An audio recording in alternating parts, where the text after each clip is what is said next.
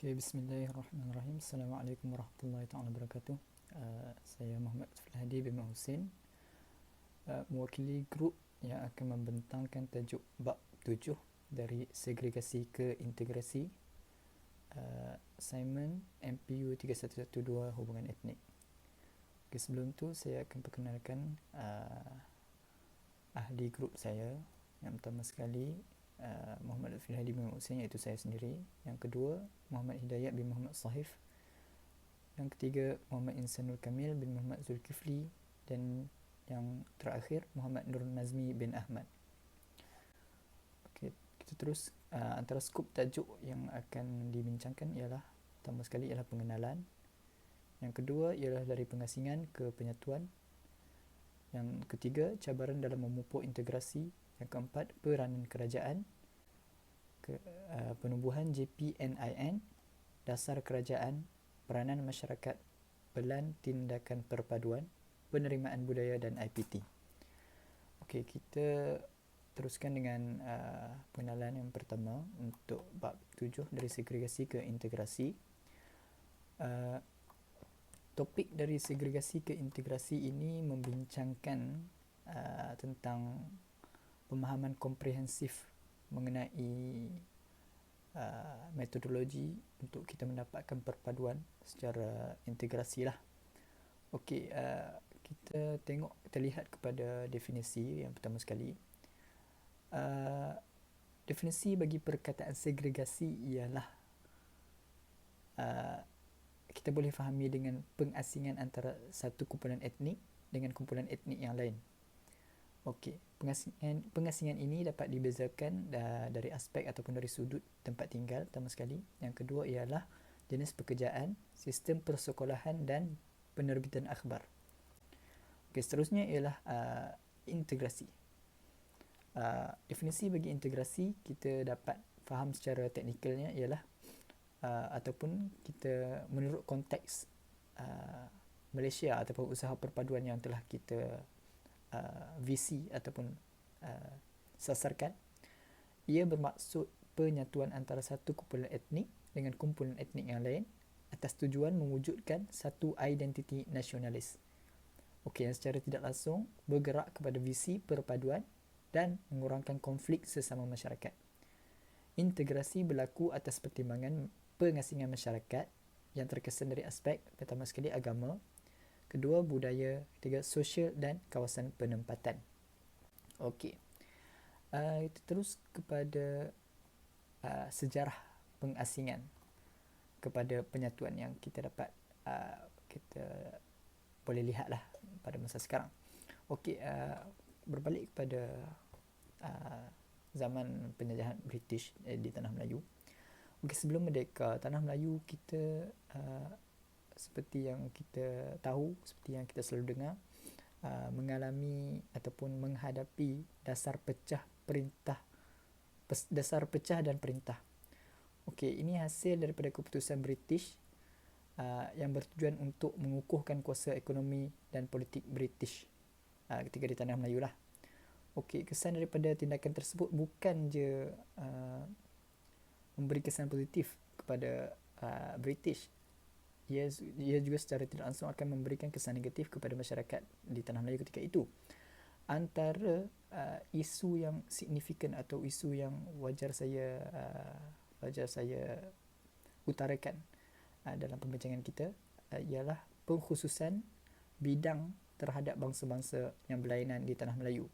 Di mana kalau kita lihat ketika dulu bangsa Cina dikhususkan kepada sektor perniagaan dan pelombongan, manakala bangsa Melayu majoritinya di sektor pertanian dan bangsa India pula di sektor estate dan menjadi buruh bagi kerajaan ketika itu.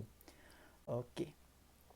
Oleh itu, jadi untuk merealisasikan visi dan misi untuk mewujudkan perpaduan serta seperti yang saya beritahu tadi, untuk mewujudkan satu identiti nasionalis, kerajaan dan masyarakat telah masing-masing memainkan peranan untuk menyatupadukan semua elemen yang ada.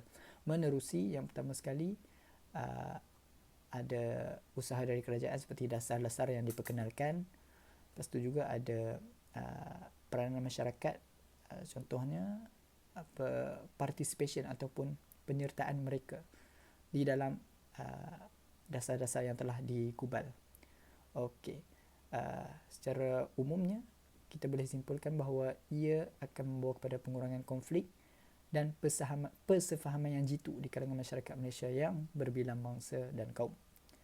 Okey, untuk cabaran dalam memupuk integrasi, kita dapat lihat daripada sejarah dahulu lagi, daripada sejarah di Tanah Melayu sampailah sekarang, kita dapat lihat antara cabaran-cabaran yang kita hadapi ialah pertama sekali isu perkauman. Okey, isu perkauman ni kalau kita boleh faham dia macam kepercayaan bahawa kemampuan dan ciri-ciri yang dikaitkan dengan satu individu ini adalah berdasarkan kaum. So kaum ni dia ada ciri-ciri ni lah, dia ada sifat ni. Yang kedua ialah diskriminasi. Okey, diskriminasi ni sering kita dengar lah, terma yang sering kita dengar. Diskriminasi bermaksud layanan yang orang kata kurang ataupun layanan yang tidak adil buat kepada yang bersasarkan kepada kumpulan, tak kira sama ada bangsa, kaum ataupun apa-apa yang ideologi yang dibawa. Jika temanya ialah layanan yang bersifat tidak adil, ia boleh didefinisikan sebagai diskriminasi. Yang ketiga ialah stereotip. Okey, stereotip ni kalau kita boleh lihat ataupun kita boleh cuba untuk faham dia ialah tanggapan ataupun tanggapan ataupun perspektif yang telah ditetapkan kepada satu kelompok ini. Contohnya, satu kaum ni kita dah lihat dia sebagai mereka mempunyai trait yang negatif. Jadi ia adalah stereotip, iaitu perspektif yang telah ditetapkan kepada suatu kalangan. Yang keempat ialah rasisme. Rasisme iaitu satu isu yang sangat kita common ataupun kita sering dengar. Ialah satu bentuk kepercayaan bahawa dan amalan ni memang dari sudut negatif lah, bahawa kita nampak bahawa manusia ni ada kaum yang sangat-sangat tidak digemari lah. Jadi kita mengamalkan rasisme. Rasisme ialah verb dan juga sandaran lah kepada satu masyarakat.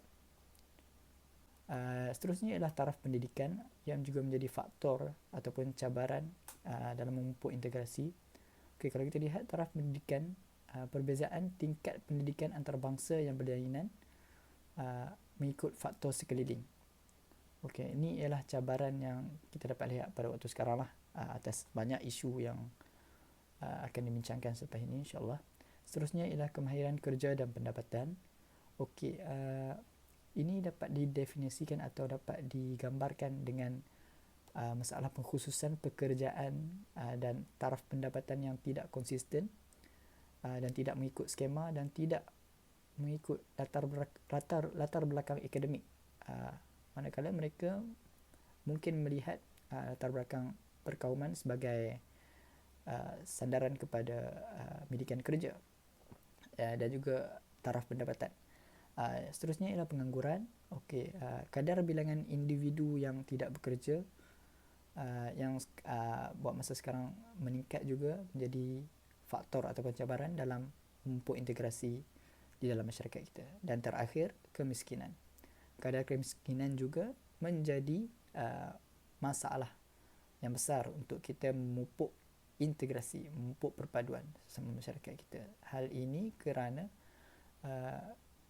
kemiskinan ataupun perpaduan, kalau kita lihat kepada hierarki Maslow, satu sivilisasi ataupun satu usaha untuk mengukuhkan masyarakat tidak akan berlaku sekiranya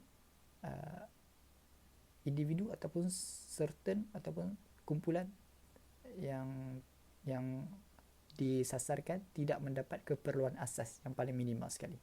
Jadi untuk mendapat perpaduan yang merupakan tingkat atas dalam hierarki Maslow, ia tidak akan tercapai sekiranya tiada kewujudan keperluan asas kepada masyarakat yang disasarkan.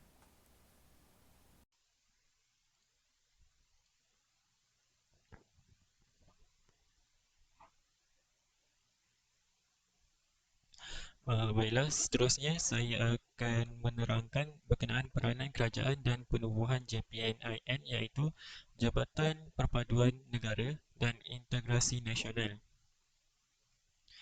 Peranan kerajaan. Kerajaan sentiasa komited dan memberikan keutamaan terhadap agenda negara dalam menyemai hubungan yang harmoni antara etnik di Malaysia. Perkara ini dapat dilihat mulai pelbagai dasar yang telah dilaksanakan oleh kerajaan sejak pembentukan Malaysia pada 16 September 1963. Gagasan Malaysia merupakan antara kesinambungan usaha kerajaan dari kepimpinan terdahulu yang telah diperkenalkan oleh Datuk Seri Muhammad Najib Tun Haji Abdul Razak, Perdana Menteri Malaysia ke-6 pada 2 April 2009. Konsep Satu Malaysia diperkenalkan berlandaskan idea di mana setiap rakyat Malaysia adalah satu bangsa tanpa mengira ke pelbagai etnik, sub-etnik, kebudayaan dan agama.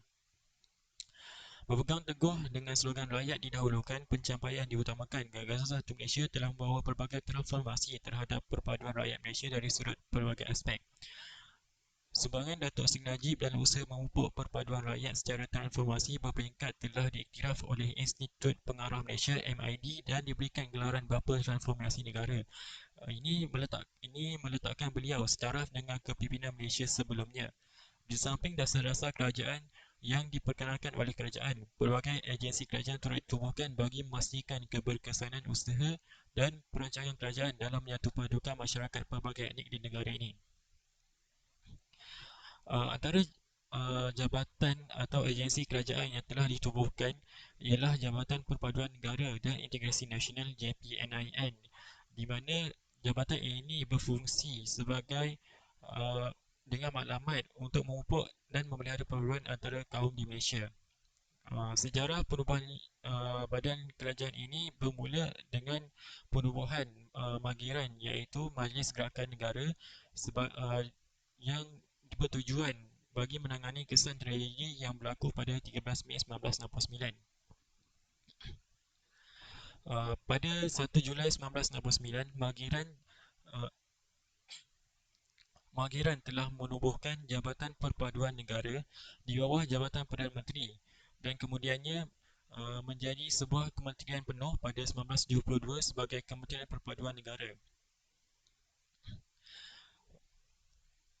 Kemudian pada tahun 1974, uh, Kementerian Perpaduan Negara telah diserap kembali di bawah Jabatan Perdana Menteri dengan nama Lembaga Perpaduan Negara. Jabatan ini kemudian dikenali sebagai Jabatan Rukun Tetangga dan Perpaduan Negara pada tahun 1980 dan kemudiannya dinamakan semula sebagai Jabatan Perpaduan Negara pada tahun 1983 di bawah Jabatan Perdana Menteri.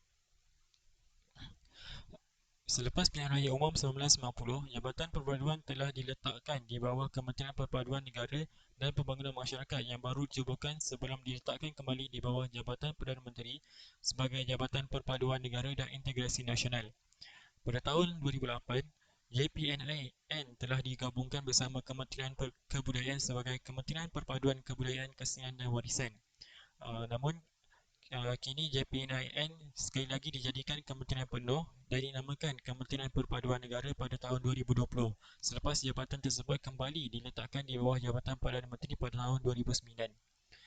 Uh, Kewujudan JPNIN yang masih kekal utuh sehingga hari ini membuktikan bahawa perpaduan masyarakat yang menjadi cabaran utama dalam merealisasikan wawasan 2020 masih belum dapat diatasi sepenuhnya.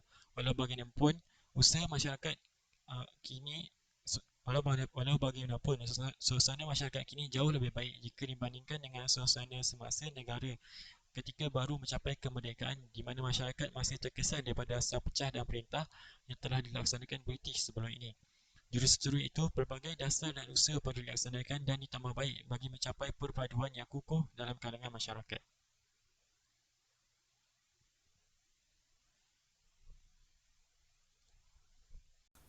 Okey, kembali lagi bersama saya. Seterusnya kita akan membincangkan mengenai dasar kerajaan dalam bab 7 kita, dari segregasi ke integrasi. Okey, pertama sekali, dalam dasar kerajaan, kerajaan telah merangka dan memberi penekanan kepada beberapa dasar di dalam bidang sosioekonomi yang menyasarkan perpaduan dan keharmonian masyarakat.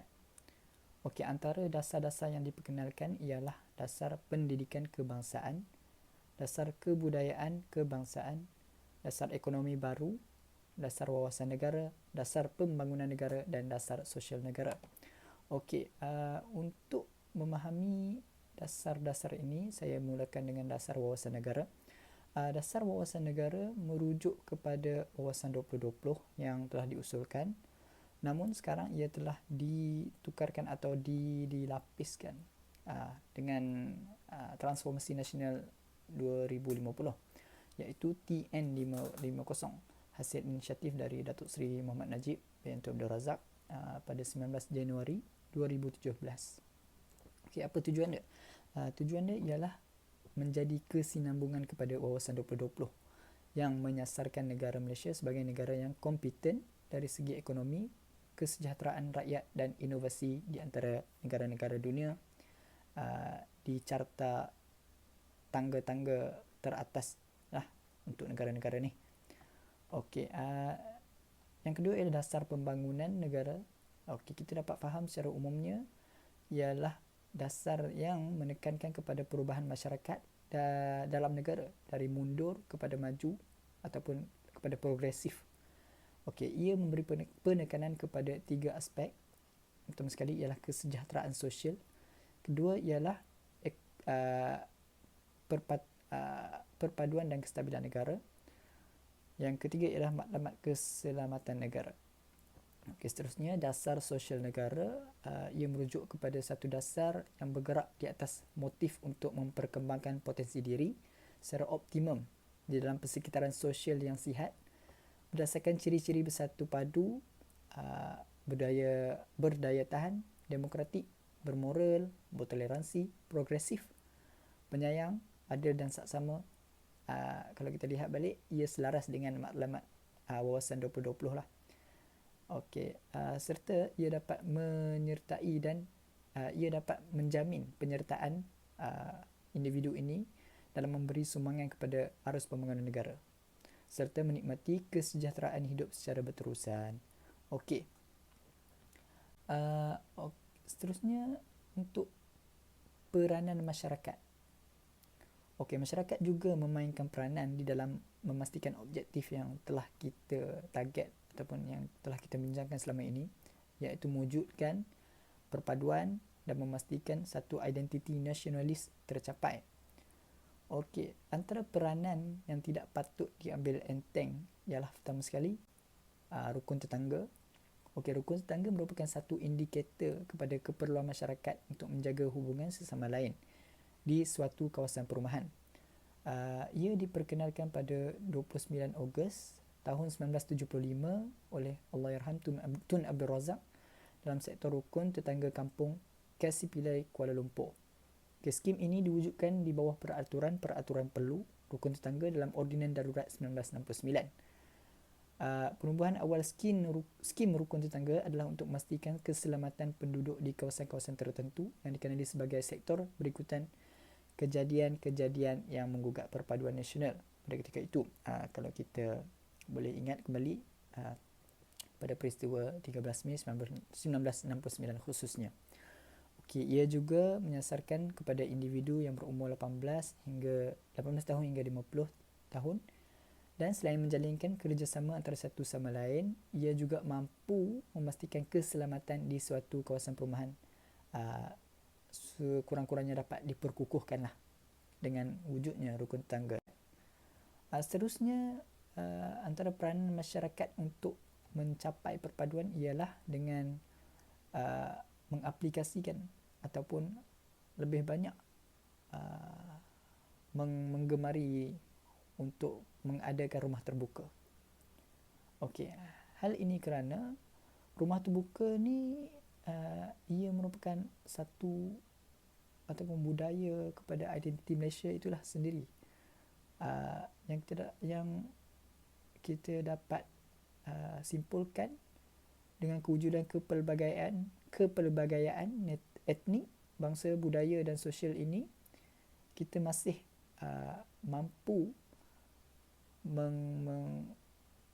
kita masih mampu include ataupun mengajak masyarakat-masyarakat lain yang berbilang kaum ataupun yang berlainan kaum untuk menyertai program rumah terbuka ini. Okey, ia dipraktikkan oleh, kalau kita lihat pada sudut implementasinya, ia dipraktikkan oleh kaum-kaum seperti Melayu, contohnya pada Hari Raya Aidilfitri, Cina, India, Kadazan Dusun, Iban dan sebagainya. Walaupun ia mempunyai seolah-olah pertalian ataupun ia mempunyai pertalian dengan ritual ataupun keagamaan yang dianuti, rumah terbuka menjadi satu, orang kata apa, satu cara ataupun satu means dalam English untuk mencapai perpaduan, meskipun ada certain bangsa, certain agama yang sensitif mengenai makanan, namun implementasi rumah terbuka ini adalah berteraskan pertimbangan antara masyarakat. So kita dapat lihat di sini, meskipun ada perbezaan dari segi sensitivity, mereka saling sedar ataupun bertimbang dengan sudut yang sensitif kepada masyarakat tersebut. Jadi mereka cuba untuk mengelak dan masih lagi pada masa yang sama akan kekalkan program rumah terbuka itu dan mengajak masyarakat-masyarakat dari bangsa yang berlainan. Okey, kesimpulan kepada itu, rumah terbuka ni kita boleh simpulkan bahawa ia memainkan satu peranan yang besar, dan saya rasa ia perlu lebih kerap dilakukan bagi mengeratkan hubungan serta mengukuhkan jalinan perpaduan antara etnik, budaya bangsa di Malaysia, lantas menjayakan visi yang telah kita sasarkan. Okey, ia juga bertindak sebagai usaha untuk mendalami masyarakat Malaysia yang berbilang kaum dengan lebih bagus, dengan lebih baik lah. Hai, bismillahirrahmanirrahim. Nama saya ialah Muhammad Nur Nazir bin Ahmad. Saya mengambil jurusan Informasi Teknologi dari kuliah ICT.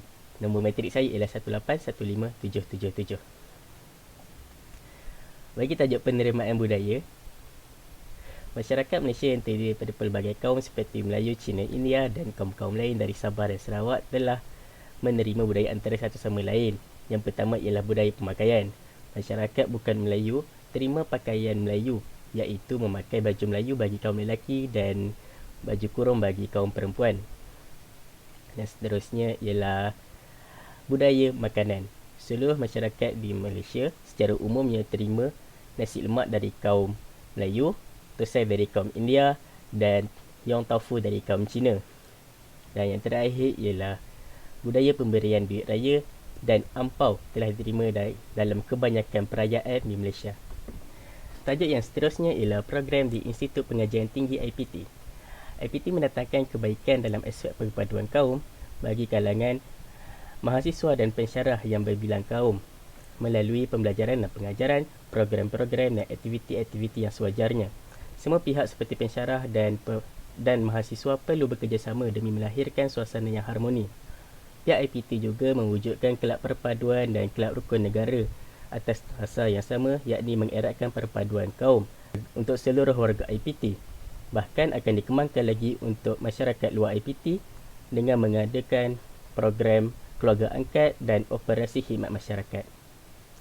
Sekian, terima kasih. Okay. Assalamualaikum warahmatullahi wabarakatuh. Nama saya ialah Muhammad Insanul Kamil bin Muhammad Zulkifli, 1726859. Okey, hari ini saya akan berbincang dengan anda semua tentang 3 plan tindakan untuk memperkukuhkan perpaduan di Malaysia. Yang pertama adalah strategi kepercayaan agama. Seperti yang anda sedia maklum, agama rasmi di Malaysia adalah agama Islam.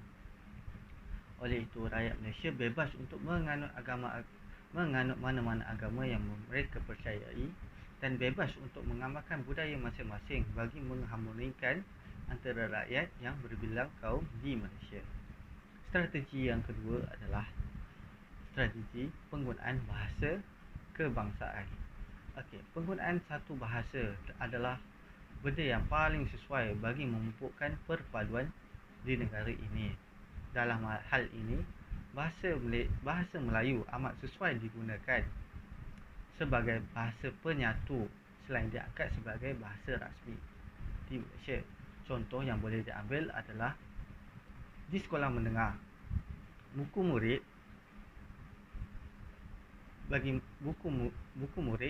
buku teks pelajar yang digunakan dalam mata pelajaran seperti sains, matematik dan lain-lain telah digunakan sebagai bahasa Melayu. Strategi yang ketiga adalah strategi sistem pendidikan. Okey. Strategi pendidikan ialah dengan cara menubuhkan satu sistem persekolahan dari peringkat prasekolah hingga ke peringkat IPTA ataupun IPTS dengan menggunakan bahasa Melayu sebagai bahasa perantaraan. Contoh yang boleh diperkatakan pada masa ini adalah sekolah menengah kebangsaan dan sekolah menengah kebangsaan serta IPTA. Okey, itu saja daripada saya. Terima kasih.